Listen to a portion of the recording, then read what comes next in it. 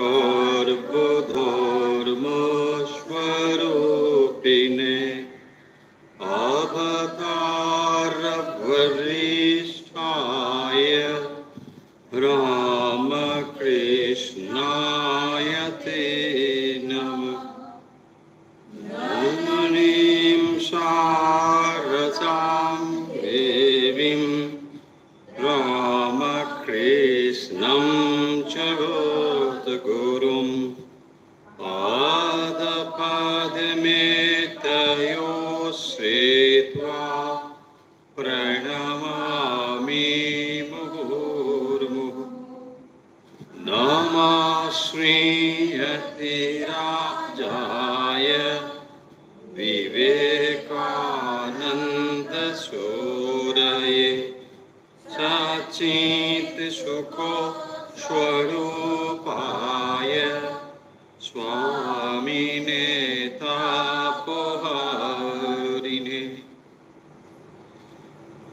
ঠাকুর মা স্বামীজির প্রিয় ভক্ত অনুরাগীবৃন্দ, আজকের অনুধ্যানে আপনাদের সবাইকে আন্তরিক স্বাগত জানাচ্ছি।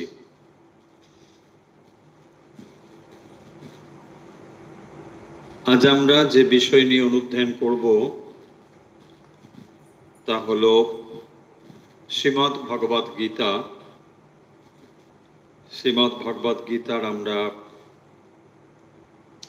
চতুর্দশ অধ্যায় আলোচনা করছিলাম, তাই আজকেও আমরা চতুর্দশ অধ্যায় নিয়ে আলোচনা করব। আশা করছি যারা নিয়মিত আমাদের সঙ্গে যুক্ত থাকেন আজকের অনুধ্যানে তারা আমাদের সঙ্গে রয়েছেন। আমরা শুরু করছি চতুর্দশ অধ্যায় শ্রীমদ্ ভগবদ গীতা। প্রথমে প্রথম 10টি শ্লোক সমবেতভাবে পড়ব এবং তারপর আমরা শুরু করব আজকের আলোচনা। ওম বসুদেবসুতং দেবং কংসচাণূরমর্দনম দেবকী পরমানন্দম কৃষ্ণং বন্দে জগদ্গুরুম।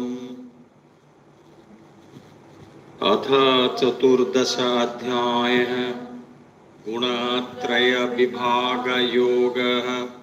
श्रीभगवानुवाच परं भूया प्रवक्ष्यामि ज्ञानानां ज्ञानमुत्तमम्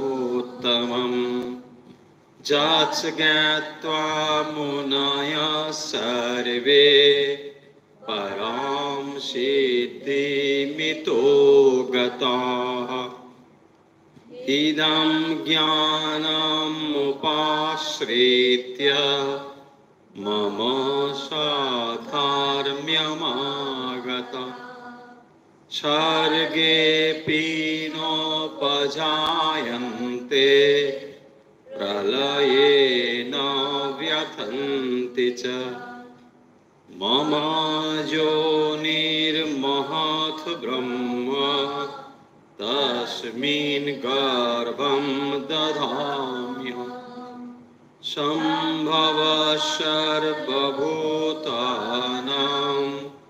ततो भवति भारत। सर्वयोनिषु कौन्तेय मूर्तयः सम्भवन्ति याः तासां ब्रह्म महत् योनिः अहं बीजप्रदः। सत्तं रजस्तम इति गुणाः प्रकृतिसम्भवाः निबध्नन्ति महाबाहो देहे देहि नमः वयम्। तत्र सत्त्वं निर्मलत्वात् प्रकाशकमनामयम् सुखसङ्गेन बध्नाति ज्ञानसङ्गेन चानघ रजोरागात्मकं विद्धि तृष्णासङ्गसमुद्भवम्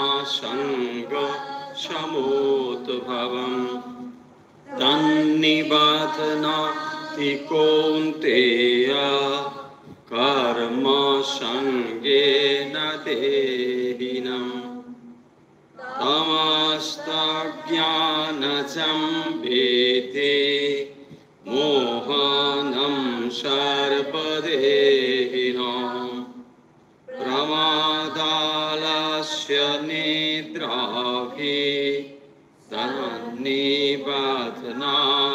भारत सत्त्वं सुखे सञ्चयति रजः कर्मणि भारत ज्ञानमावृत्य तु तमः प्रमादे सञ्चयत्युत रजस्तमस्याभिभूय सत्त्वं भवति भारत रजसत्त्वं तमश्चैव तमसत्त्वं रजस्तथा। শ্রীমদ্ ভগবত গীতার 14 অধ্যায় গুণত্রয় বিভাগ যোগ। গুণত্রয় তিনটি গুণ আমাদের কিভাবে কর্মকে প্রভাবিত করে এবং এর দ্বারা আমরা কিভাবে আমরা হয়ে উঠি, এই অধ্যায়ে ভগবান সেই কথা বলছেন।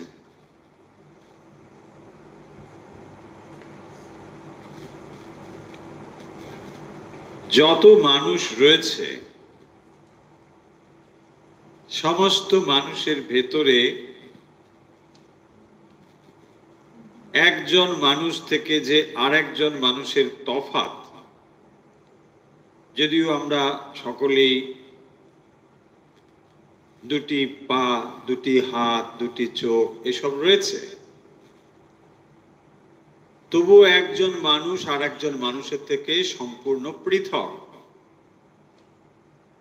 এখন প্রশ্ন হবে, এই পৃথকত্ব কি করে হলো?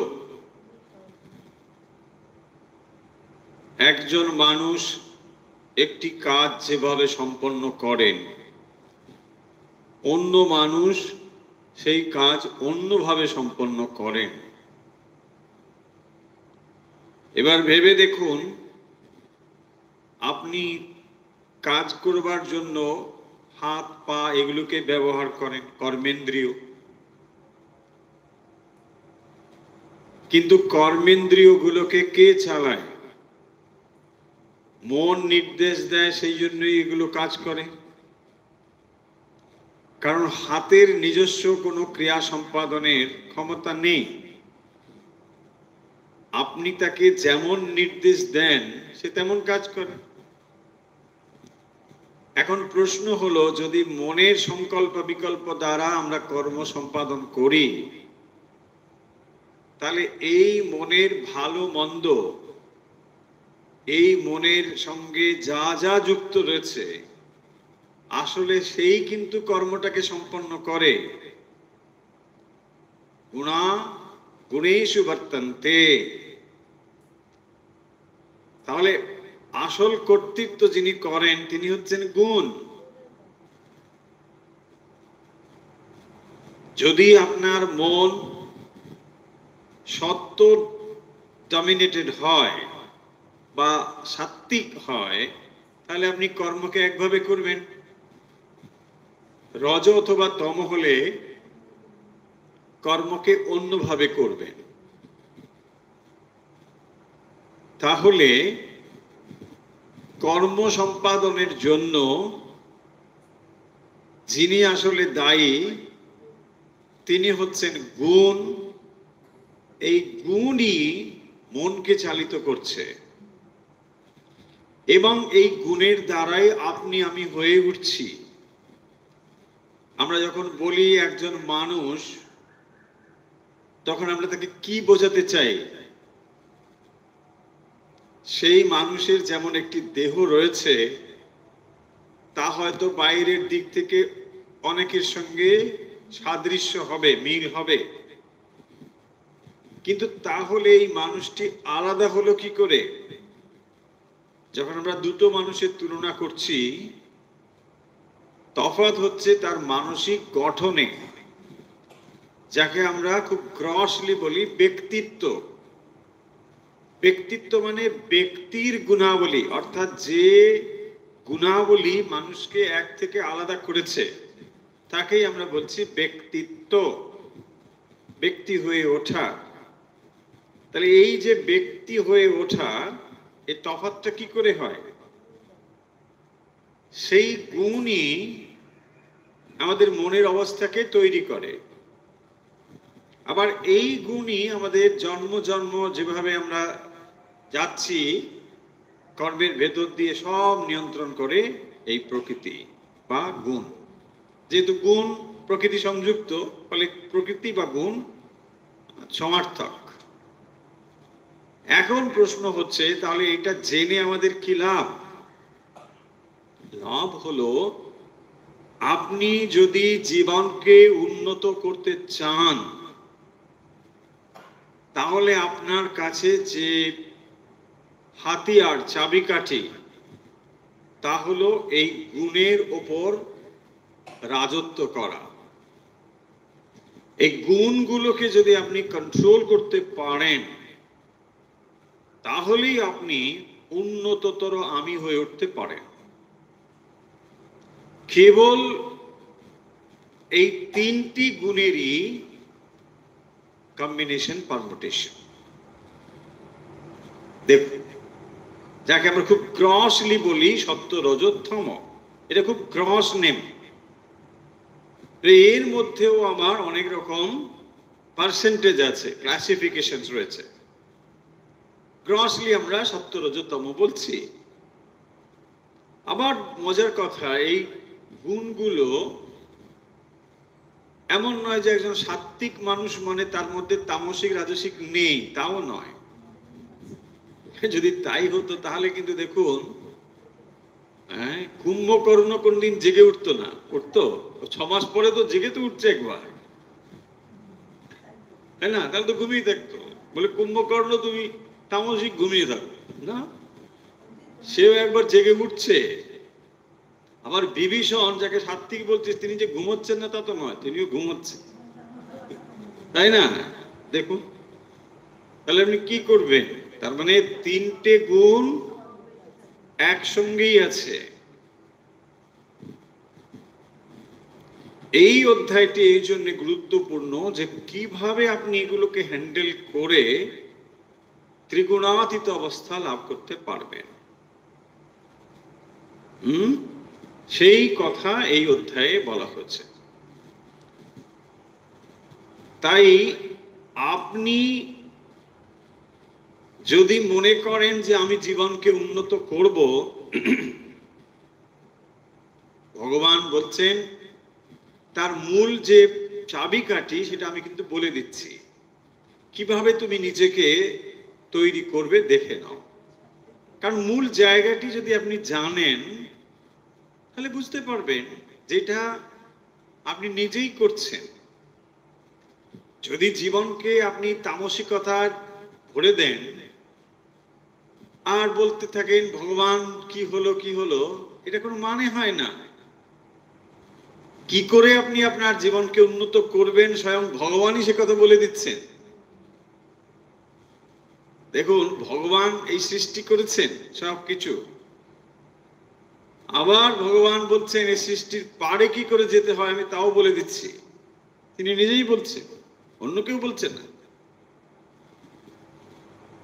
এখন সেটিকে যদি আমরা কাজে না লাগাই তাহলে কি হবে? থাকো এর মধ্যেই ঘুরপাক খাও। এমনকি সাত্ত্বিকতাকেও বন্ধন বলা হয়েছে। ভাবুন, একটি পুকুর, শ্রীরামকৃষ্ণের এক্সাম্পল যদি দিয়েই ভাবি, অনেকগুলো মাছ জালের মধ্যে পড়েছে, কতগুলো বাইরেই আছে, সেগুলো বন্ধনের মধ্যে পড়ছে না। আবার কতগুলো মাছ পাকে মুখ ঢুকিয়ে রয়েছে। দেখুন, যাই হোক না কেন, যে স্তরবিন্যাস হোক না কেন, সমস্ত মাছগুলো পুকুরেই আছে, পুকুরের বাইরে নেই, তাই না? যে মাছগুলো জালের মধ্যে নেই সেগুলো কি বসে বসে চা খাচ্ছে? তা তো নয়। বলছে না, আমরা একটু বসে একটু চা খেয়ে আসি, তা তো হচ্ছে না। তারা কিন্তু পুকুরের মধ্যেই আছে। পুকুরটা মানে কি? সীমাবদ্ধতা, বন্ডেজ, এই জগতের মধ্যেই আছে। They are not beyond of this world, তাই না? দেখুন, তারা কিন্তু ওখানেই আছে। সেই জন্য সাত্ত্বিকতা, দেখুন, জালের মধ্যে তারা নেই, দে আর ফ্রি। কিন্তু সার্বিক দৃষ্টিতে দেখলে they are not free at all. ওই পুকুরের মধ্যেই আছে, পুকুরের মধ্যে এদিক ওদিক যেতে পারে, এইটুকুই। সেই জন্য সাত্ত্বিকতাকেও বন্ডেজ বলা হয়েছে, বাট ওটা অনেক হায়ার হায়ার স্টেজ, তাই না?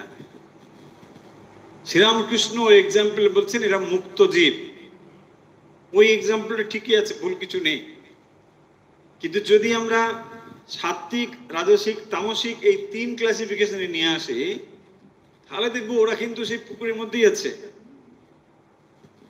সাত্ত্বিকতার বন্ডেজটা কি না? সত্য আমাদের জ্ঞান সঙ্গে না সুখ সঙ্গে না বদনাতি।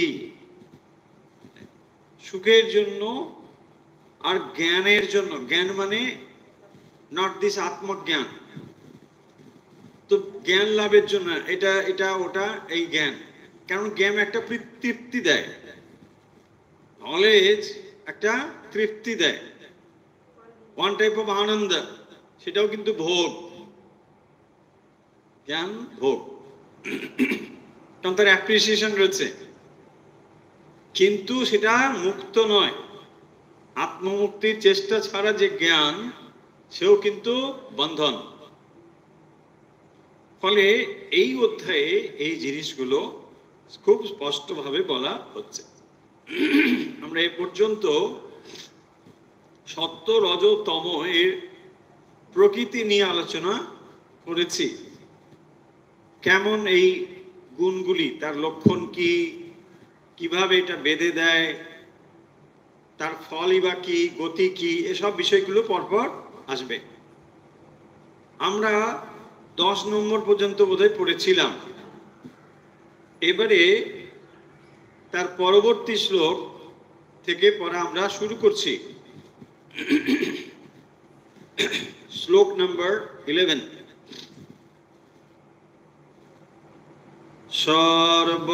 সর্বদ্বারেষু দেহেস্মিन् প্রকাশ উপজায়তে জ্ঞানম যদা তদা বিদ্যাৎ বিবৃদ্ধম সত্যমেত্যুত। দেখুন পড়াটা আসলে হয়েছে কিনা। সর্বদ্বারেষু দেহেস্মিन् প্রকাশ উপজায়তে জ্ঞানম যদা তদা বিদ্যাৎ বিবৃদ্ধম সত্যমেত্যুত। আশা করি পড়া বুঝতে পেরেছেন। এবার আমরা এর অর্থ দেখব। यदा अस्मिन देहे, यदा মানে যখন, अस्मिन देहे এই দেহে, सर्वद्वारेषु ज्ञानम प्रकाशः, सर्वद्वारेषु, তাহলে এই দেহের দ্বারগুলো কি? ইন্দ্রিয়গুলো হচ্ছে আমাদের দ্বার, সেই জন্য বলছেন সর্বদ্বারেষু। জ্ঞানম প্রকাশ, জ্ঞানের প্রকাশ বা আধিক্য উপজায়তে উৎপন্ন হয়, তদা উত সত্বম বিবৃদ্ধম ইতি বিদ্যাৎ, জানবে। কি বললেন না, সর্বদ্বারেষু দেহেস্মিন প্রকাশ উপজায়তে, যখন এই দেহে যে ইন্দ্রিয় দ্বারে জ্ঞানাত্মক যে প্রকাশ, নির্মল যে জ্ঞান উদ্ভাসিত হয়, তখন কি হচ্ছে, বিদ্যাৎ বিবৃদ্ধম সত্যমিত্যুতে, তাকে সত্য বলে জানবে। দেখুন, সত্যগুণের কথা বলা হয়েছে, আগেই বলা হয়েছে। এখানে আরো একটু বিস্তারিত ভাবে বলা হচ্ছে যে এটাকে আমি জানবো কি করে, লক্ষণটা কি। সর্বদ্বারেষু দেহেস্মিন প্রকাশ উপজায়তে, তাহলে শব্দ এখানে যেটি মূলত জানবা সেটি হচ্ছে প্রকাশ। সত্যগুণ হচ্ছে প্রকাশাত্মক, এটা জানিয়ে দেয়, উদ্ভাসিত করে। জ্ঞানম যদা তদা বিদ্যাৎ বিবৃদ্ধম সত্যমিত্যুত। তাহলে এই দেহে ইন্দ্রিয়গুলো রয়েছে। কি ইন্দ্রিয়? জ্ঞানেন্দ্রিয়। কতগুলো? 5টি। কি কি সেটি?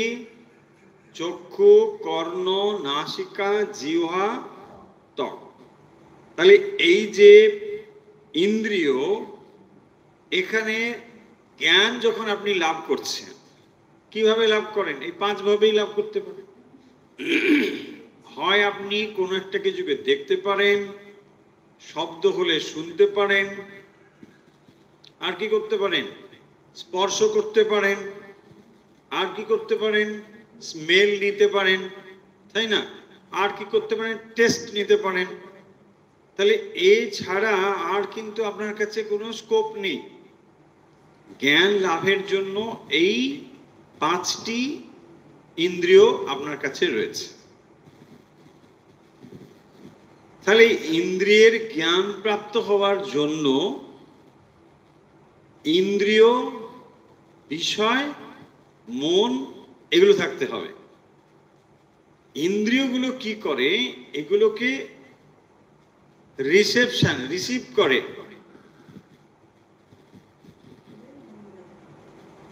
বিষয় থাকতে হবে, তারপরে ইন্দ্রিয় এবং মন, তবে জিনিসটির জ্ঞান হবে। তাহলে তো জ্ঞান হবে না। ধরুন বিষয় রয়েছে, কিন্তু ইন্দ্রিয় ঠিক নেই। মানে ঠিক নেই মানে ইন্দ্রিয় সাত্ত্বিকতায় নেই, তাহলে জ্ঞান হবে না। তাহলে কোনো একটি বস্তুর জ্ঞান লাভ করতে গেলে বিষয় থাকতে হবে, ইন্দ্রিয় থাকতে হবে, মন থাকতে হবে। তত্ত্বৎ বিষয় থাকতে হবে। কারণ আমার ধরুন কান আছে, বলছে আমি কান দিয়ে দেখতে চাই। রাজা কান দিয়ে দেখে, কিন্তু রাজা কান দিয়ে দেখে, জানেন না? আরে কর্ণেন পশ্যন্তি রাজা। হ্যাঁ, রাজা কানে কানে দেখে। মন্ত্রী এসে কানে কানে বলে যায় না? হ্যাঁ, রাজা তো যায় না। রাজা কোথাও যায়? রাজা বসে থাকে। মন্ত্রী এসে বলে, জানেন রাজা মশাই, কর্ণাভ্যাম নয়, কর্ণে না। কারণ একদিকে কান আছে, দুটো কানে নেই, একদিকে বলে। সেই জন্য মতটা ভুলভাল হয়। কারণ ওই মন্ত্রী যখন হাত চালায় রাজাকে, যা বলে মন্ত্রী বেশ বসে আছে, জানেন ওই কিন্তু ও ধর গর্দম তো তাহলে কান, রাজা কিসে শোনে, কিসে দেখে? কানে। সেটা আলাদা, তাই না? বাকি সবাই আপনি কানে দেখেন, বলছে না আমি কানে দেখি না, আমি চোখ দিয়ে শুনি। না না, তাহলে দেখুন ইন্দ্রিয়গুলো নির্দিষ্ট ক্ষমতা বহন করে, কাজগুলো করে। চোখ, কান, এই। তাহলে কন্ডিশন হচ্ছে জ্ঞান লাভের জন্য এই ইন্দ্রিয়গুলো যদি যথাযথভাবে ফাংশন না করে, তাহলে অবজেক্ট থাকলেও হবে না। কিরকম? ধরুন এই ইন্দ্রিয়গুলো তামসিকতায় আচ্ছন্ন হলো। তামসিকতায় আচ্ছন্ন হলে অবজেক্ট থাকলেও কোনো অনুভূতি কেন হবে? কিছু হবে না। দেখুন, যতই বিদ্বান ব্যক্তি হোক, সেও কিন্তু ঘুমের সময় ইডিয়েট, তাই না? ধরুন বিরাট একজন বিদ্বান ব্যক্তি, বিরাট তার জ্ঞান, যখন ঘুমোচ্ছে আপনি দেখবেন ভাই এত বড় সায়েন্টিস্ট, আপনি গড় করছে। ওই সময় ইজ লাইক ইডিয়েট। কেমন শোনাচ্ছে? বলছে আপনি সায়েন্টিস্টকে ইডিয়েট বলছেন? নো, এভরি টাইম আমি ওই সময়টা বোঝানোর চেষ্টা করছি। মিনস তিনি তখন তামসিকতায় আচ্ছন্ন আছেন। দেখুন, যদিও তার নলেজ প্রচুর, কিন্তু এটা তামসিক ডমিনেটেড। আমি বোঝাতে চাইছি যে বিষয়, জ্ঞান, ইন্দ্রিয় সব থাকা সত্ত্বেও তামসিক ডমিনেটেড বলে দেখুন তখন তার অসহায় হয়ে পড়ে আছে, তাই না? একজন রাজা, বিরাট ক্ষমতার অধিকারী, কিন্তু যখন ঘুমিয়ে যায় তখন তিনি আর ওই রাস্তায় শুয়ে থাকা লোকটার কোনো তফাৎ নেই, দুজন একই রকম। শ্রীরামকৃষ্ণ একটু মজা করে বলছেন শুয়ে থাকে, তখন যদি কেউ বলছে বুঝতে পারবেন। হ্যাঁ, আচ্ছা না, হ্যাঁ, আমি শব্দটা বললাম না, কিন্তু আপনারা বুঝে গেছেন, ব্যাস হয়ে গেল। সবাই বুঝে গেছে, সবাই হেসে দিয়েছে। হ্যাঁ, দেখুন, তাই না? ইভিন বলছেন যে ধরো যে জজ সাহেব তার দণ্ডমুণ্ডের বিরাট বিচার করছেন, যখন শুয়ে থাকে আরশোলা গিয়ে কুটুর কুটুর করলেও বুঝতে পারে, তাই না? কিছুই বুঝতে পারে। মুখের উপরে কেউ যদি কিছুই বুঝতে পারে, ইহা বড় গোপ, সবাই স্যালুট দেয়। ভাবুন অবস্থাটা কি। তার মানে কি? ডমিনেটেড, তম ডমিনেটেড। তাহলে তামসিকতা যখন আচ্ছন্ন করে থাকে তখন বিষয় রয়েছে কিন্তু জ্ঞান নেই, প্রকাশ নেই, তাই না? এই কথাটাই বলছেন, সর্বদ্বারেষু দেহেস্মিন প্রকাশ উপজায়তে। প্রকাশ উপজায়তে জ্ঞানম যদা তদা বিদ্যাৎ বিবৃদ্ধম সত্যমিত্যুত।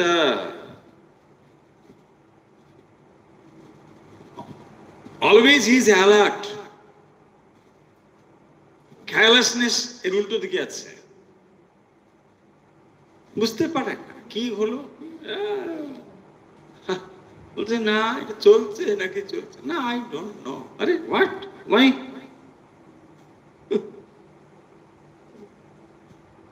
But who is alert, he knows everything. এদের কি হচ্ছে, ওখানে কি হচ্ছে, এভরিথিং, ভেরি মাচ অ্যালার্ট, তাই না? আপনি বলবেন না আমি ভগবান নিয়ে আছি তো তাই জানে, নো। যে ভগবান নিয়ে আছে, দেখুন Sri Ramakrishna, he is always alert. যখন তিনি ডুবে যাচ্ছেন তখন তিনি ওপারে অ্যালার্ট, বাট যখন এপারে আসছেন তখন আধা অ্যালার্ট, আধা ওসব ব্যাপার নেই, একদম অ্যালার্ট। হেই, ওটা রাখলে কেন, ছুরিটা ঠিক জায়গায় রাখো। দেখুন কি, এই হচ্ছে সাত্বিকতার লক্ষ্য। তাহলে সত্য গুণটাকে আমরা চিনব কি করে, এখানে সেটা বলছেন যে হোয়াট ইজ সাত্বিকতা। Always is alert, and spiritual life মানে অলওয়েজ অ্যালার্টনেস। সব সময় সতর্ক আছে সে। আর যদি আপনি কখনো একটু অসতর্ক হন, হয়ে যাবে। সাত্বিকতা মিনস অলওয়েজ অ্যালার্ট, সব কিছুতে অ্যালার্টনেস থাকবে, এখানে এখানে ওখানে ওখানে হোয়াট এভার, অলওয়েজ অ্যালার্ট। হবেই তো, সাত্ত্বিকতা মানে একটা অত্যন্ত তীক্ষ্ণ অস্ত্র, একটা তীক্ষ্ণ, ভেরি ভেরি শার্পেন।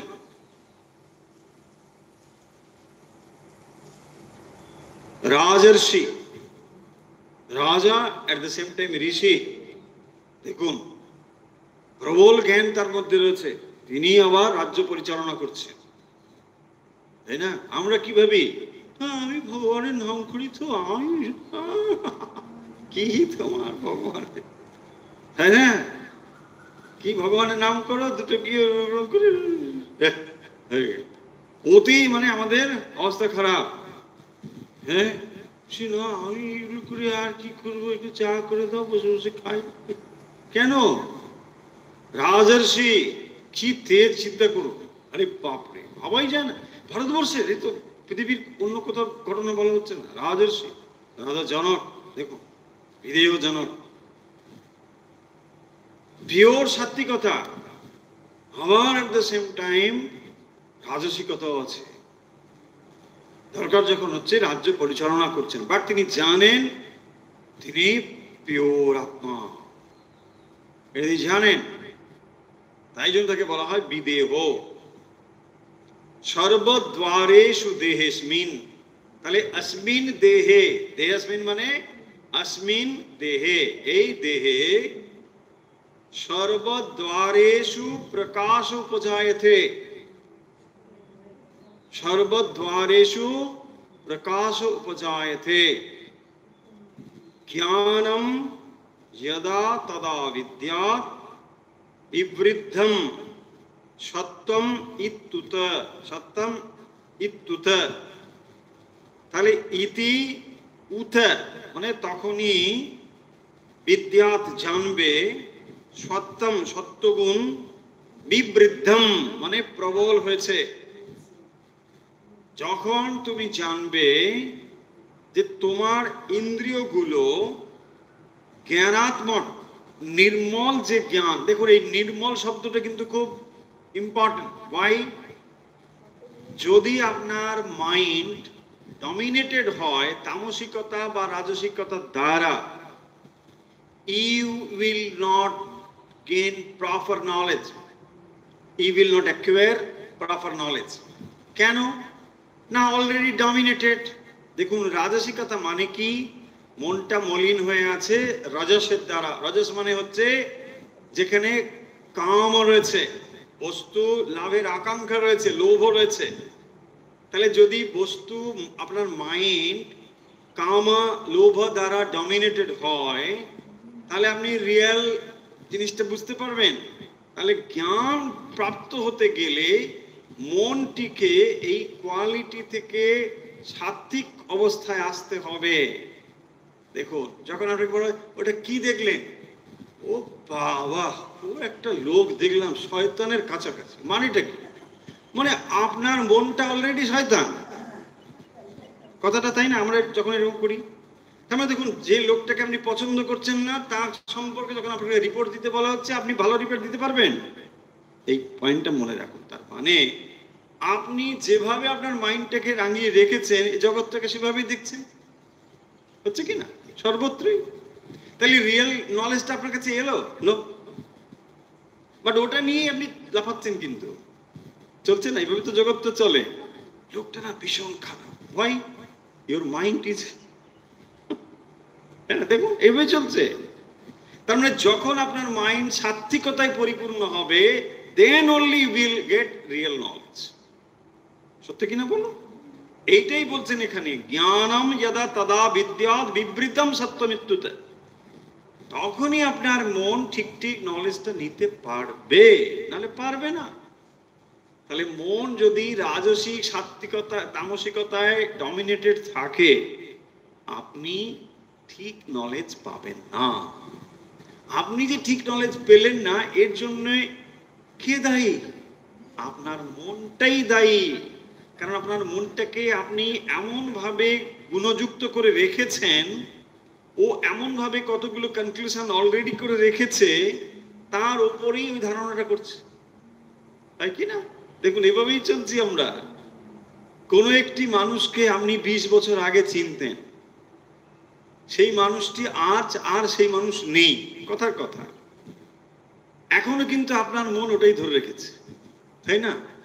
দেখা হলেই আপনি ও খুব ভালো লোক, কিন্তু সে আজ হয়তো ভালো নেই। আবার উল্টো কেস হতে পারে, একটা মানুষ খুবই ভালো, খারাপ তাকে দেখেছিলেন, আজ কিন্তু সে ওরকম খারাপ নেই, আপনার মন তাকে আর নিতে পারছে বলছে না না না, ও আমি জানি, once upon a time he was like that, is it not? দেখুন, বাট ও চেঞ্জ হয়ে গেছে, ওর আর ওসব কিছু নেই।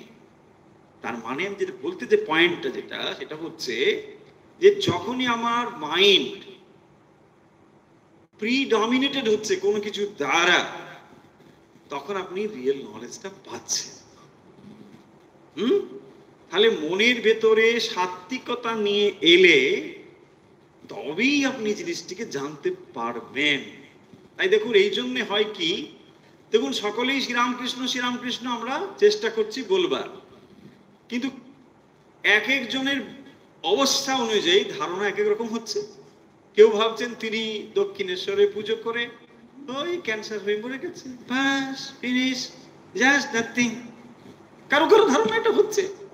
কেউ কেউ ভাবছে আরে বাবা স্বামীজিকে দেখুন, বাপরে বলছেন আমি আজ কি শুনলাম, ঠাকুর এত কথা হচ্ছে, তিনি সারা পৃথিবীতে বলছেন, আর যিনি ওরকম বলছেন না, একজন সেদিন এসে বলছেন না যদি শ্রীরামকৃষ্ণ এরকম তাহলে মরে গেল কেন, তো মরবে না, বোকার মতো কথা বল।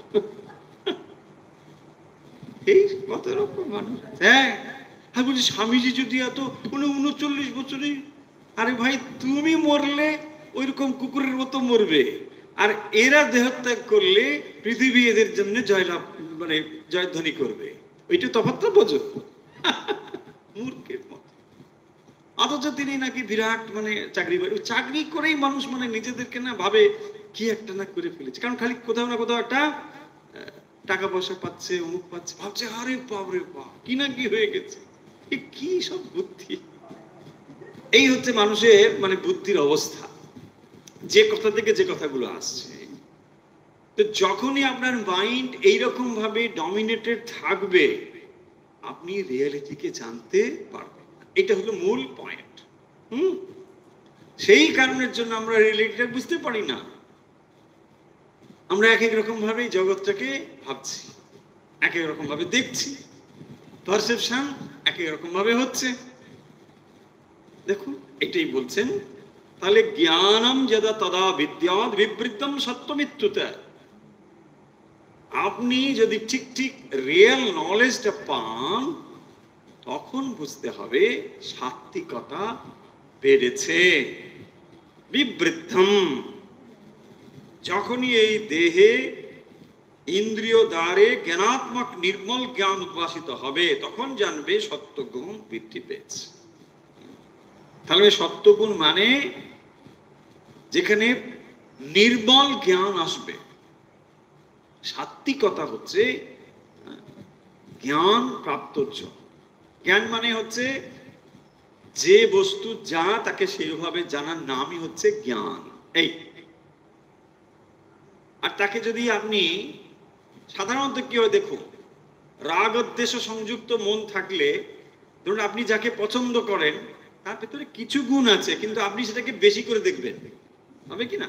হচ্ছে ওনার মতো না মহান ব্যক্তি আর হয় না। ওয়াই? আপনি অলরেডি আসক্ত আছেন ওই বস্তুর প্রতি বা ব্যক্তির প্রতি, তাই জন্য তার বেশি করে গুণ দেখছেন। আবার উল্টো, যে ব্যক্তিকে আপনি পছন্দ করেন না, তার যত খারাপ গুণ সেগুলোকে আপনি বেশি করে দেখছেন, হবে কি না? হচ্ছে না না ও বনি। দেখুন, তাহলে রাগ উদ্দেশ্য সংযুক্ত যখন মন থাকবে, আপনি রিয়ালিটি খুঁজে পাবেন না। হ্যাঁ, তখন ভালো সাধারণত ওটাই হয়, যে যাকে পছন্দ করে তার সামান্য গুণকে সে বিশাল করে দেখছে। হয়তো অতটা নয়, খানিকটা ঠিকই আছে, কিন্তু আপনি তাকে দেখছেন কি বিশাল করে। কেন না, অলরেডি আপনি তাকে পছন্দ করেন।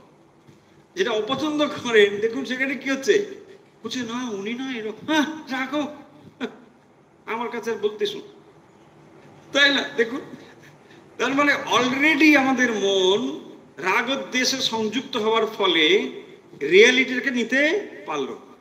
এটাই হচ্ছে পয়েন্টটা এখানে, দেখুন, এটা ভাববেন না যে আমাকে বলছে না, অনেকে আবার ভাবছে আমাকে মনে হয় বলছে না, আপনাকে বলছিলাম। খুব মুশকিল ব্যাপার। হ্যাঁ, আমাকে বলছি না, আপনাকে বলছি না। ফ্যাক্ট যেটা, এটাই বলা হচ্ছে। পয়েন্টটা শুধু নোট করবেন এখান থেকে, কোন কোন পয়েন্টটা মেনলি। তার মানে রিয়েল নলেজটা পেতে গেলে আপনার মনকে রাগদ্বেষ বিমুক্ত হতে হবে, তা নাহলে আপনি কিছুতেই রিয়েল নলেজটা পাবেন না। দেখুন কেন এই প্রশ্নগুলো আসছে। এই যে জগৎ, আমরা পরিদৃশ্যমান যে জগৎ, মানুষ, গাছপালা, পশু পাখি যাই দেখছি, ব্রহ্মজ্ঞানী মহাপুরুষরা এটাকেই ব্রহ্ম বলে দেখছেন। আমরা তো দেখছি না। কেন? আমরা আমাদের মনের অবস্থা দিয়ে জগৎকে দেখছি। বোঝা যাচ্ছে না? তাহলে যখনই আমরা আমাদের মনের অবস্থা মানে সত্য, রজ, তম, তাহলে সত্য, রজ, তম দ্বারা যখন মন ভেতর দিয়ে দেখছি বস্তুকে, তখন সেটা রিয়েলিটিটা বুঝতে পারছি না। দেখুন, এটা সর্বদা সব অবস্থাতে এটা চলছে, সব অবস্থায় চলছে। যাকে আপনি পছন্দ করেন না, তার সবটাই আপনার কাছে অপছন্দ বলে মনে হচ্ছে, কিন্তু তা তো হয়তো নয়। দেখুন, তারও তো ভালো গুণ আছে না, তাকে তো কেউ না কেউ পছন্দ করে। তাহলে এই যে জগতে আমরা বলছি এ আমার শত্রু, এ আমার মিত্র, কে তৈরি করেছে? আমি তৈরি করেছি, আমার মনই তৈরি করছে। কোনো একটি মানুষ বা কোনো একটি অবস্থা অ্যাবসলিউটলি খারাপ ভালো এরকম হতে পারে না। সব সময় লোকটা খুব খারাপ তা তো হতে পারে না। কখনো তিনি সাত্ত্বিকভাবে একটা জিনিস করছেন, ঠিক আছে, কখনো আবার তার মধ্যে তামসিকতাও এসেছে, রাজসিকতাও এসেছে। ফলে এই যে পরিবর্তনগুলো হচ্ছে, এটা খুব স্বাভাবিক। কিন্তু মন যদি আমাদের এই রাগদ্বেষ মানে সাত্ত্বিকতা ছাড়া তামসিক এবং রাজসিক অবস্থা, রাজসিক তামসিক মানে রাগদ্বেষ। দেশ মানে কি? Negative attachment, one type of attachment, but that is negative attachment. আমি ওর পছন্দ করি না। ওয়াই?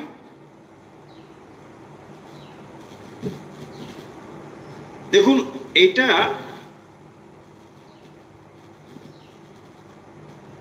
নেগেটিভ অ্যাটাচমেন্ট মানে যে যেটা আপনি পছন্দ করেন সেটা তো আপনি মনের ভেতরে গ্রহণ করছেন, এটাকেও আপনি নেতিবাচক ভাবে বহন করে চলেছেন, সেটাও ক্ষতিকর। তাহলে যখন আমার মন রাগদ্বেষ বিবর্জিত না হবে, আমি রিয়েলিটিটা বুঝতে পারবো না। এটাই বলছেন যে তাহলে সাত্ত্বিকতাকে আমি চিনবো কি করে, লক্ষণটা কি, সাত্ত্বিক কিভাবে করে বন্ডেজ, সেটা বলে দিয়েছে, আগেই বলা হচ্ছে। এখন বলছেন এটাকে আপনি চিনবেন কি করে। সাত্ত্বিকতাকে চিনবো এই জন্য এভাবে যে বিদ্যাৎ বিবৃদ্ধম সত্য মৃত্যুতে, সত্যটা তখন বেড়েছে। ওয়াই না? আমি ঠিক ভাবে জানতে পারছি। দেখুন, তাহলে আপনার সিদ্ধান্ত যথাযথ হবে।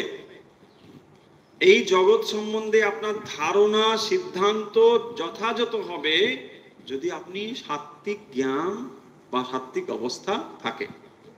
তাহলে মনের সাত্ত্বিক অবস্থাতে আপনি যথার্থ জ্ঞান প্রাপ্ত হবেন, তাহলে আপনার যথার্থ জ্ঞান হবে না।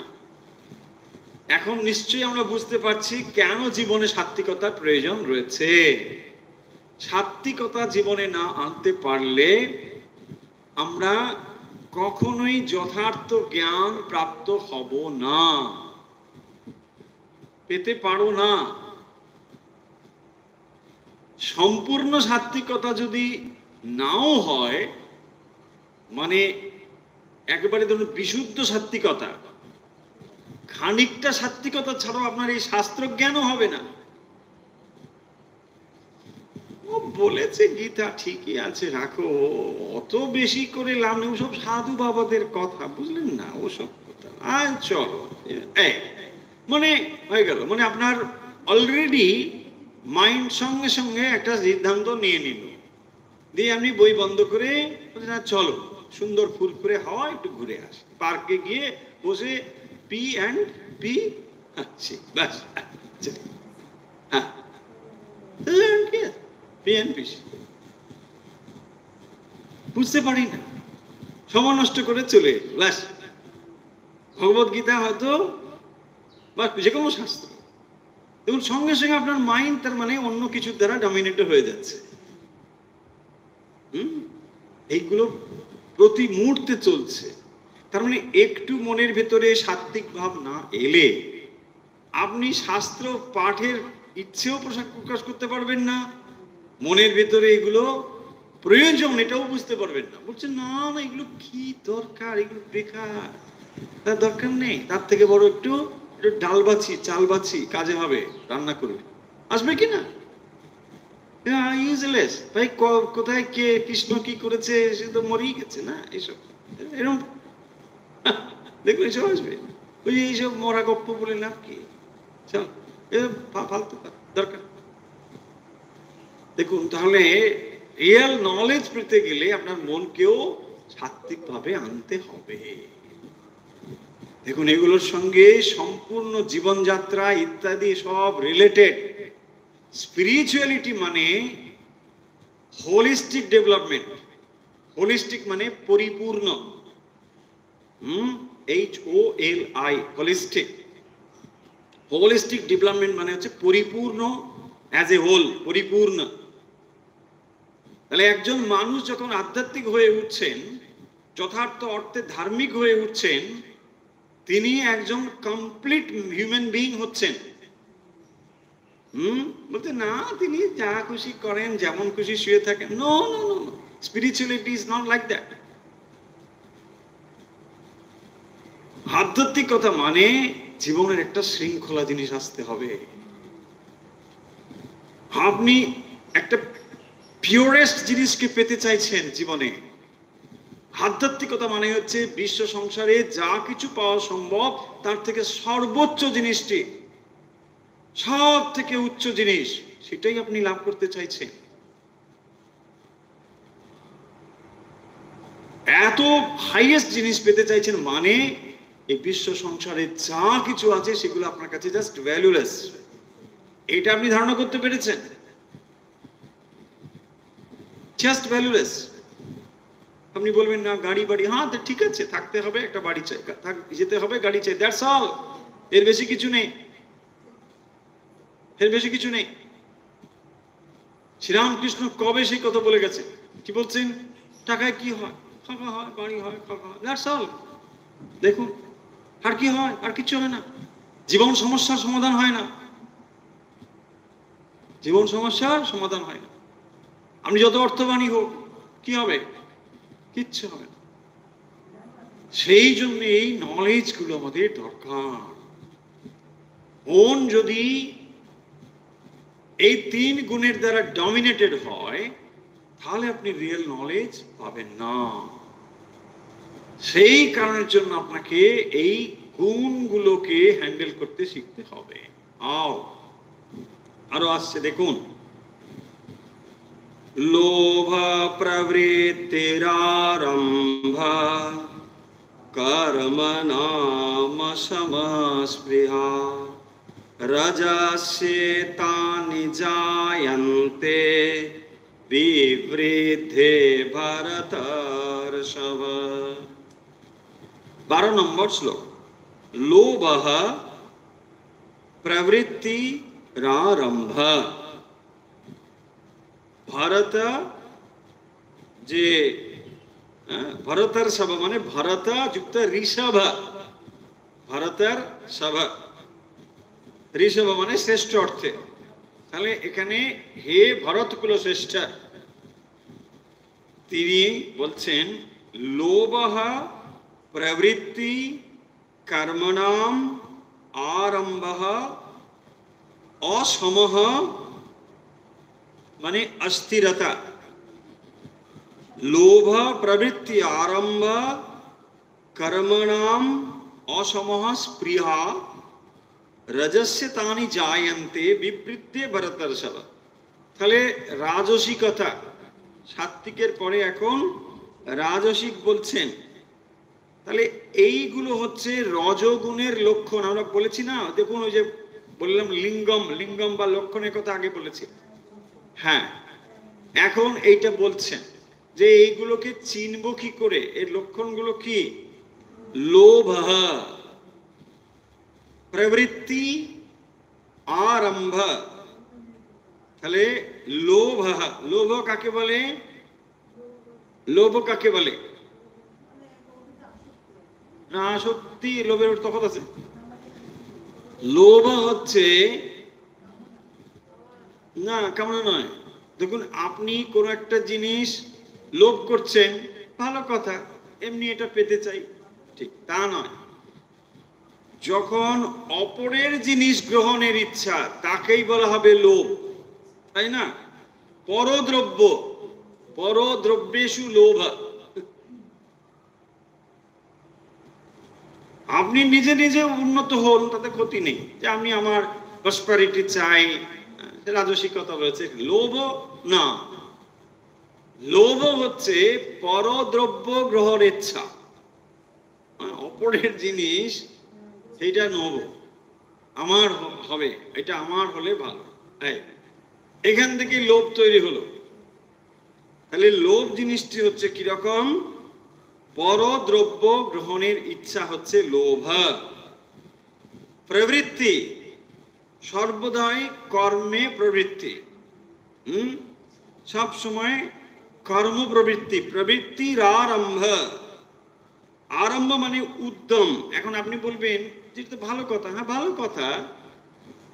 দেখুন, যে সাত্ত্বিকতা, রাজসিকতা এবং তামসিকতা গুলো বলা হচ্ছে, এগুলো এমন নয় যে একদম সবটাই খারাপ, তা নয়। যখন যেটা, যখন আপনার কর্ম উদ্যম দরকার, নিশ্চয়ই সেটাকে নিন। আবার যিনি যখন প্রয়োজন, তিনি এটার বাইরেও আসতে পারেন, হ্যাঁ এটা তাহলে ঠিক আছে। এই ব্যালেন্সটা, এটাকে হচ্ছে সমতা বলা হয়। আপনি জানেন যে এখন আমার সাত্ত্বিক ভাব, সাত্ত্বিকতায় আছেন, আমার যখন প্রয়োজন কর্ম উদ্যম, হ্যাঁ দরকার, ঠিক আছে, এই জিনিসগুলো। কিন্তু এমন মানুষ আছেন যারা সর্বদাই কর্মে প্রবৃত্তি, ছুটছেন একেবারে, এটা করো তারপরে ওটা করো তারপরে, কখনোই শান্ত নয়, অশান্ত। সেই কথাটা বলছেন, কর্মনাম আরম্ভ। এবং তার ফলে কি হচ্ছে? অস্থিরতা, অসমহা, অশান্তি। একটা জিনিস যদি প্রবল ভাবে ছুটতে থাকে, তাহলে ধাক্কা খাবেই খাবে, তাই না? সেই রকম মানুষের জীবনেও প্রবল কর্মচঞ্চলতা তাকে হতাশার মধ্যে ফেলবেই ফেলবে। প্রবল কর্মচঞ্চল, কখনো তো শান্ত হও, কখনোই শান্ত নয়, সর্বদাই মানে একবারে, এটা নয়, এটাই বলছে। তাহলে আমরা রাজসিকতাকে চিনব কি করে? লোভ, প্রবৃত্তি, আরম্ভ, কর্মনাম, অসম, স্পৃহা। তার মধ্যে আবার কি থাকবে? স্পৃহা। স্পৃহা মানে কি? আকাঙ্ক্ষা, বিষয় লাভের আকাঙ্ক্ষা, তাকে বলে স্পৃহা। স্পৃহা, বিষয় লাভের আকাঙ্ক্ষা। রাজস্য তানি জায়ন্তে বিবৃদ্ধে ভরতর্ষভ। রজস্যে তানি, রজস, এতানি রজসী বিবৃদ্ধে জায়ন্তে। এতানি মানে এই যে কথাগুলো বলা হলো, এইগুলো হচ্ছে রজসী জায়ন্তে বিবৃদ্ধে, এই রজবৃদ্ধি হলে। তাহলে রজর গুণটা কিরকম চিনব কি করে? আগে বলা হয়েছে, এখন আবার সেটাকে ইলাবোরেটলি বলছে। লোভ, আপনি ভালো ছিলেন, যেই দেখলেন পাশের বাড়ির মানে একটা, হ্যাঁ বাস হয়ে গেল। আরো যদি হবে, ধরুন দুজনেই একই অফিস চাকরি করেন, সর্বনাশ আরো বেশি, তাই না? বুঝি দুজনেই একই অফিস চাকরি করে, ওর দেখো এত উঁচু উঁচু বাড়ি হয়ে যাচ্ছে, 4-5টা করে গাড়ি হয়ে যাচ্ছে, আর আমার অবস্থা কি? এই হয়ে গেল। এবারে কি হবে? প্রবল ভাবে যদি ওইটা মনের মধ্যে থাকে, এই লোভ তৈরি হয়, তখন প্রবৃত্তি ইচ্ছে হবে যে না, এটাকে কি করে পাওয়া যায়, বাই এনি মিনস। তখন কিন্তু মিনসটা আর যথাযথ থাকবে না। এই হচ্ছে সমস্যাটা এইখানে। যদি আপনি প্রগতি উন্নতি করতে চান, করুন, আপনাকে বাধা দিচ্ছে না, কোন শাস্ত্র বাধা দিচ্ছে না, বলছে না আমি বাড়ি বানাবো, বানাও। কি যদি লোভ সংযুক্ত হয়ে করো তাহলে সমস্যা আছে। তফাৎটা বুঝুন। আমি ওকে টেক্কা দেওয়ার জন্য করছি, দেখুন বিপদটা কোথায়। বিপি, হার্ট অ্যাটাক সম্ভাবনা প্রবল, টেক্কা দিচ্ছি, তাই না? আর আপনি এমনি করছেন, করুন, কি সমস্যা আছে? আপনি চাকরি করেন, অর্থ উপার্জন করেন, আপনি এগিয়ে চলুন, ভালো কথা, কেউ বাধা দিচ্ছে না। তা হচ্ছে না, ও কেন এগিয়ে গেল? আপনি ঘুমোতেও পারছেন না, ব্যাস আপনার ঘুম গেল, প্রেশার হাই হয়ে গেল, সব গেল, বাড়ি বানানো হয়ে গেল, তারপরে আপনি গৃহপ্রবেশের দিন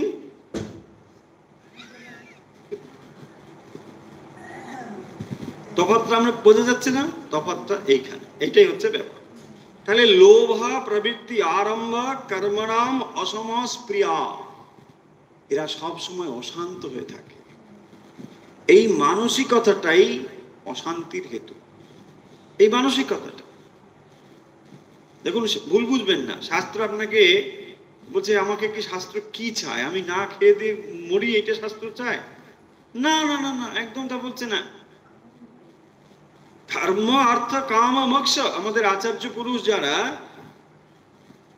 তারা বোকাশোকা মানুষ ছিলেন তা ভাববেন, প্রবল দূরদৃষ্টি সম্পন্ন ছিলেন তারা। সেই জন্য পূর্বেই বলছেন ধর্ম, তারপরে বলছেন অর্থ।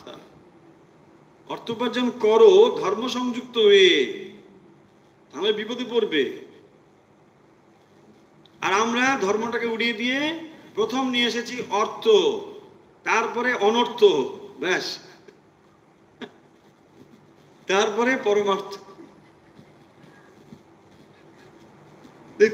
অবস্থা, ধর্মটাকে শুরু করে ধর্ম, হরি বাবা, ধর্ম কথা বলা যাবে না, হ্যাঁ ধর্ম, ধর্ম কি ধর্ম বলবেন না, তাই না? রাষ্ট্র যখন ধর্ম আপনি বলবেন, ওরে বলছে না না, ধর্ম বলা যাবে, কি অবস্থা দেখ। আপনি খবরের পাতা খুলবেন, প্রথম পাতায় কি আছে? কোন ধর্ম খবর আছে? অধর্মের খবর আছে। সব দেখবেন কোথায় কি মরে গেছে, কি হয়েছে, খারাপ করেছে, এগুলো সব আছে। যত নেগেটিভ নিউজ দেখবেন ওখানেই আছে। মানেটা কি? ওটাই কি মূল সমাজের চিত্র? আপনি দেখতে পছন্দ করেন, খবরের কাগজ সেগুলো লিখে দেয়, বাস আপনি ভালো ভালো যেগুলো পড়তে থাকেন, আপনি পড়তে থাকেন, তাই খবরের কাগজ আপনার কাছে হাজির করে, বাস। আপনার ইন্টারেস্ট রাজনীতি নিয়ে, তাই আপনি প্রথম পাতা দেখছেন রাজনীতির খবর, ওই তো। আর সারাদিন চলছে রাজনীতি, ব্যাস। চায়ের দোকান থেকে আরম্ভ করে সব জায়গায় ও বসে বসে সাধ্য করছে প্রাইম মিনিস্টার। আরে কি দরকার ভাই তোমার প্রাইম মিনিস্টারকে কি লেনা দেনা? দেখুন চলছে কিনা আমাদের দেশ। আপনি বাসে, ট্রামে, যেখানেই যান, ওই প্রথম পাতার খবর 2 লাইন পড়েছে, শুনেছেন দত্তবাবু? কি শুনেছেন? না ওই যে খবরের কাগজে ওইটাই চলছে। ট্রামে চলবে, বাসে চলবে, অফিসে গিয়েছে, ওই চলবে, ব্যাস, জীবন শেষ। দেখুন, ওই নিউজ পেপারের হেডলাইন একটা করে দিয়েছে, তার মানে ও আপনাকে কাছে কমোডিটি বিক্রি করলো, সে টাকা কামাচ্ছে কিন্তু। আর আপনি ওইটা গিলে সারাদিন, চায়ের সঙ্গে গিলেছেন, ভালো করে হজম হয়েছে, এবারে ওইটা সারাদিন চলছে, ব্যাস। ভাবুন এবারে, তাহলে নেতিবাচক হয়ে আপনার ব্রেনটাকে ঢুকিয়ে দেওয়া হয়েছে, আপনি নেতিবাচক মাথার মধ্যে ঢুকেছেন, আর ওইটা বমি করছেন, যার সঙ্গে দেখা হচ্ছেন সেটাই করছেন। তাহলে চেঞ্জটা হবে কি করে? পরিবর্তনটা হবে কি করে? বুঝলেন? গেছে জানে দেশ সব উচ্ছন্নে গেছে। আরে বলে কি হবে? শুরু তো করো, তুমি তো ভালো হও, এইটা আমরা ভাবছি না। দেখুন, আমরা সব দোষ দিচ্ছি, মন্ত্রীগুলো সব খারাপ, রাজনীতির লোক খারাপ, সব খারাপ, তুমি কে? দেখুন এই প্রশ্নটা উঠছে না, তাই না? কি করে খারাপ? আরে একটা দেশ মানে কি? আমাদের নিহিত দেশ। তাহলে যাদেরকে আমরা খারাপ বলছি তারা তো আমাদেরই অংশভূত, তারা বাইরের চাঁদ থেকে এসছে তা তো নয়। এই কথাগুলো এখানে বলছে। যে রজ ডমিনেটেড মানে কি বিপদটা ভাবুন। তাহলে রজের হাতে যদি, মানে রাজসিকতার হাতে যদি আপনি জীবনকে ছেড়ে দেন, তাহলে সমস্যা কি হবে দেখুন। একটা পাগলা ঘোড়ার হাতে জীবনকে ছেড়ে দেওয়ার মতো সামিল হবে, তাই না? হ্যাঁ, ও তো আপনাকে যেখানে সেখানে খুশি নিয়ে যাবে। কি অবস্থা চিন্তা, যেখানে খুশি, এবং যে কোনো অবস্থায় আপনাকে কাটা জোপের মধ্যে যেখানে খুশি নিয়ে ফেলে দিতে পারে। কারণ লোভ তাড়িত করছে আপনাকে, প্রবৃত্তি তাড়িত করছে আপনাকে। দত্তবাবু এগিয়ে গেল কি করে, আমি গোতে পারছি না। দেখুন, মানুষ এমন হয়ে যায় পাগলের মতো, আমাকে করতেই হবে। তিনি এটা বাড়ি বানাবার জন্য ছটফট করছে, বা একটা কিছু দেখাতে হবে আমাকে। দত্তবাবু এত বড় একটা কি করে দিল। হ্যাঁ, দত্তবাবু বলে কেউ হতে থাকে, সে আমার মন খারাপ করবে। কি বাবা, আমার নাম জানলেন কি করে?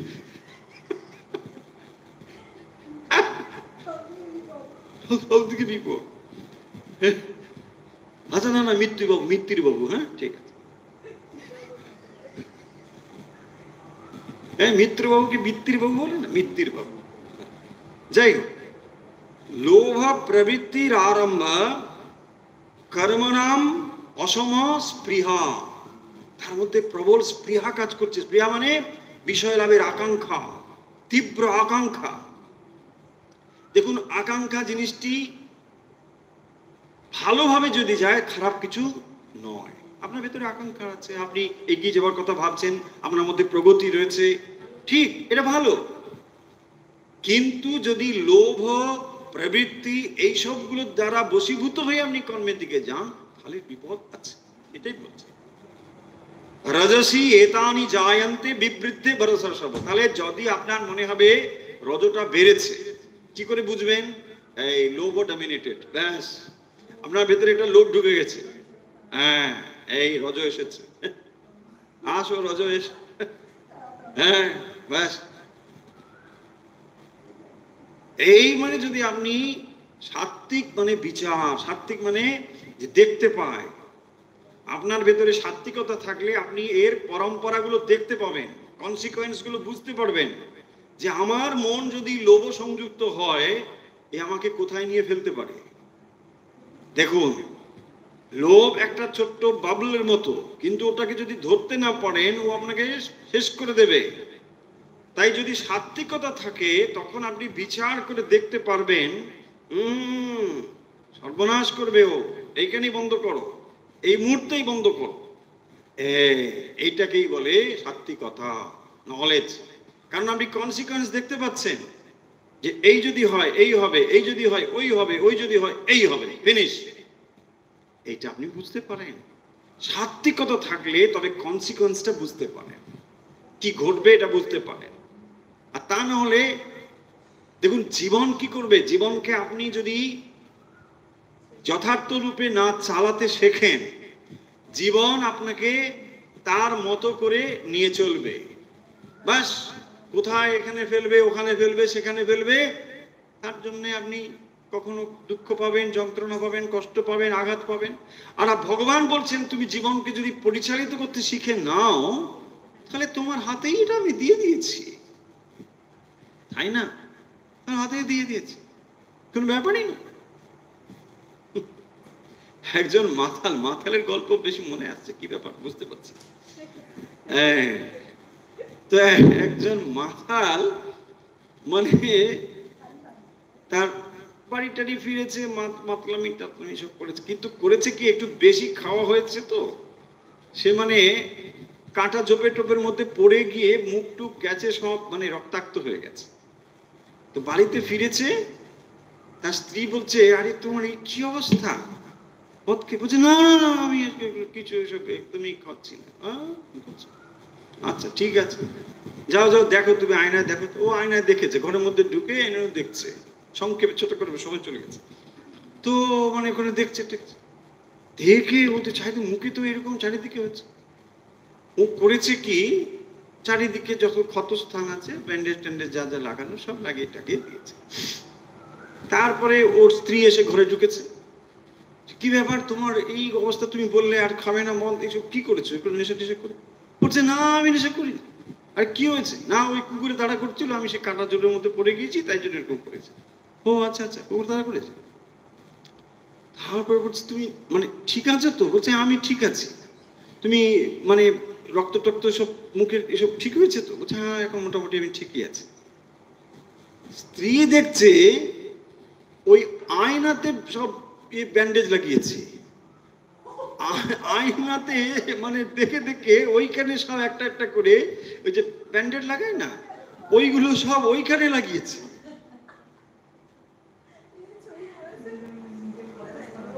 হ্যাঁ, বলছে দেখো তোমার অবস্থাটা কি দেখো। তুমি বললে আমি কিছুই খাইনি, সুন্দর একদম আছি, কুকুরে তাড়া করেছে, তাহলে তুমি বোঝো ওইখানে ব্যান্ডেজ লাগালে কেন? বুঝতে পারছেন তো? তার মানে যেখানে আমাদের অজ্ঞানতা, দেখুন ওখানেই তো কাজটা করতে হবে। তার অজ্ঞানতা ধরা পড়ছে কোথায়, সে ভাবছে ওইখানেই ব্যাপারটা, তা তো নয়। এইটাই ভগবত গীতা আপনাকে এখানে সাহায্য করে। যোগ কোন কোন জায়গায় আপনার অজ্ঞানতা রয়েছে সেইখানেই কাজটা করতে হবে। ব্যান্ডেল লাগিয়ে দিয়েছে আয়নাতে। কি অবস্থা চিন্তা। চলুন তাহলে আজকের পড়া আমরা এখানে শেষ করছি। আমরা যতটুকু সময় আছে আজকে আমাদের এই সেশনের, অর্থাৎ 4টে থেকে যে আমরা অনুধ্যানটি করি, এটি আজকে কিন্তু শেষ দিন। আগামীকাল আমরা শুরু করব 4:30 থেকে। তো যাই হোক, সময় কিন্তু একই রকমই থাকবে, 4:30 শুরু হবে। আমরা এখন তাহলে শুরু করছি অভ্যাস পর্ব। যে যেখান থেকে আমাদের সঙ্গে রয়েছেন আসুন আমরা শুরু করছি। শ্বাস বাম দিকে নিন ও ধীরে ধীরে শ্বাস ডান দিকে ছেড়ে দিন। শ্বাস নিন বাম দিকে ধীরে ধীরে,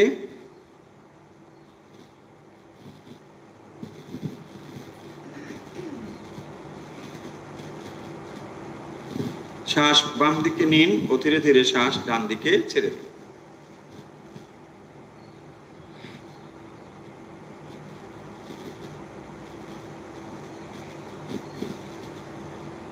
শ্বাস বাম দিকে নিন ও ধীরে ধীরে ডান দিকে ছেড়ে দিন।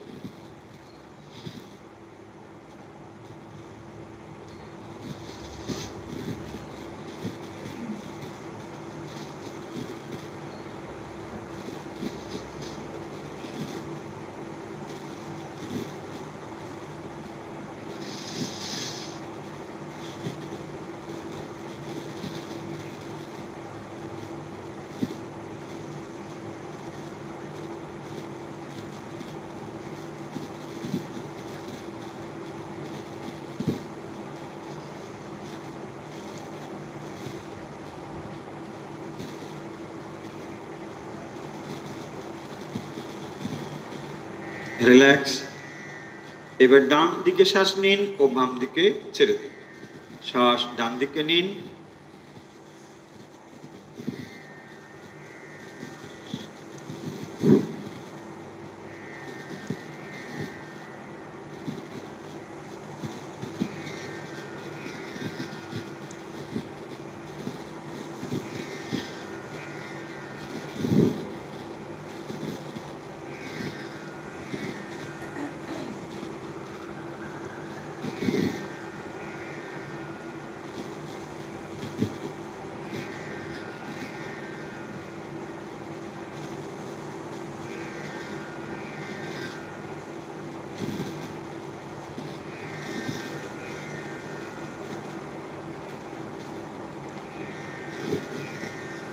হয়েছে, রিল্যাক্স। এখন নাক দিয়ে শ্বাস নেব ও ধীরে ধীরে শ্বাস মুখ দিয়ে ছেড়ে দেব। শ্বাস ভরে নিন নাক দিয়ে,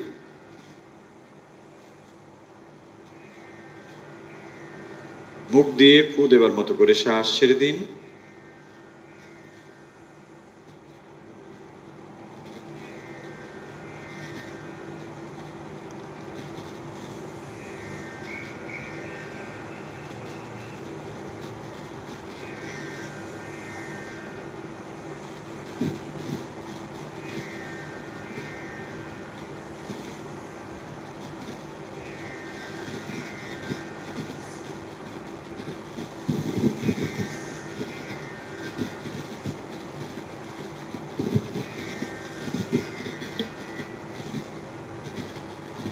Let's say relax. এখন আমরা সমবেতভাবে করব ওঙ্কার। যে যেখান থেকে আমাদের সঙ্গে এই মুহূর্তে রয়েছেন মেরুদণ্ড সোজা রেখে বসুন। আমরা এখন সমবেতভাবে করব ওঙ্কার।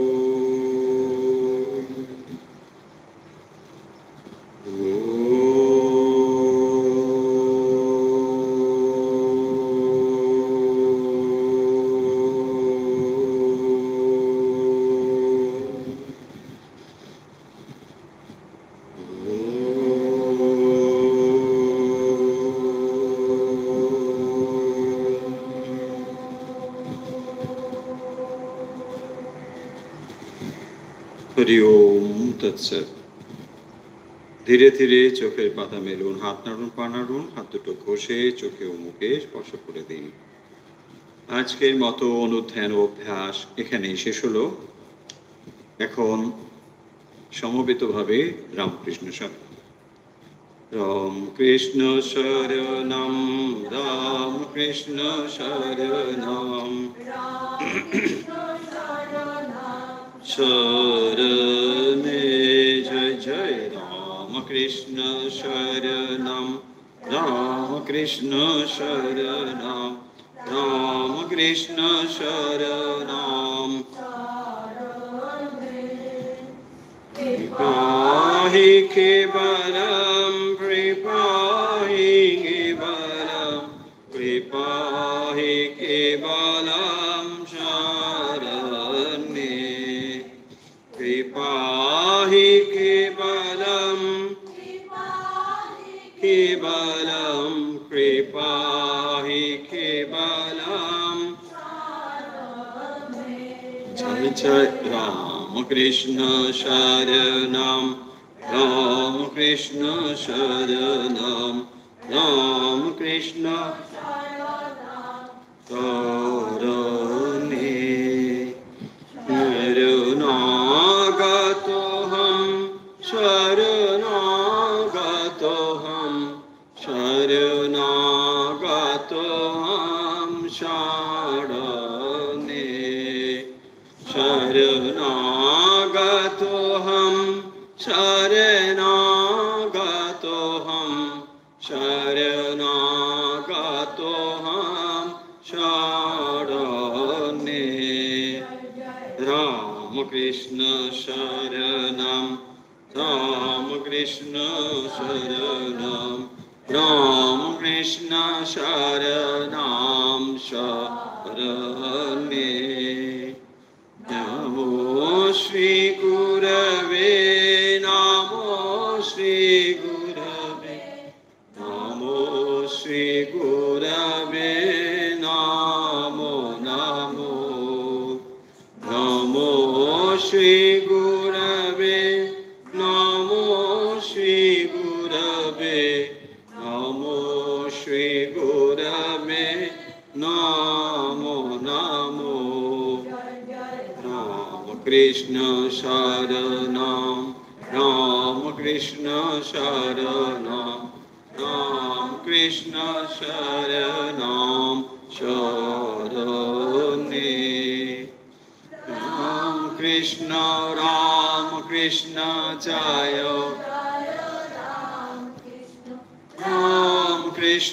राम कृष्ण जय जय राम कृष्ण जय जय राम कृष्ण जय जय राम कृष्ण शरणं राम कृष्ण शरणं राम कृष्ण शरणं शरणे राम कृष्ण शरणं राम कृष्ण शरणं राम कृष्ण शरणं शरणे जय श्री गुरु महाराज जी की जय जय महामाई की जय जय स्वामी जी महाराज जी की जय जय गंगा माई की जय আজকের মতো অনুধ্যান অভ্যাস এখানে শেষ হলো এখন সময় আজকের প্রশ্নের আজকের প্রশ্ন হলো রজোগুণের লক্ষণ কি রজোগুণের লক্ষণ কি উত্তর পাঠিয়ে দিন হোয়াটসঅ্যাপে আমাদের হোয়াটসঅ্যাপ নাম্বার 9903985960 তাহলে আজকের মতো বিদায় নিচ্ছি আগামী কাল অনুধ্যান বিকেলের অনুধ্যান 4টের পরিবর্তে 4:30 থেকে শুরু হবে তাহলে আজকের মতো বিদায় নিচ্ছি যে যেখান থেকে যুক্ত রয়েছেন ঠাকুরমা স্বামীজির ভক্ত অনুরাগী আপনাদের সকলের শারীরিক মানসিক ও আধ্যাত্মিক বিকাশ প্রার্থনা করে যে প্রার্থনা নিত্য করি আজ সেই প্রার্থনা করছি সর্বত্র সুখিনো সন্তু সর্বে সন্তু নিরাময়া सर्वे भद्राणि पश्यन्तु मा कश्चित् दुःखभाग् भवेत् ओम शांति ओम शांति ओम शांति।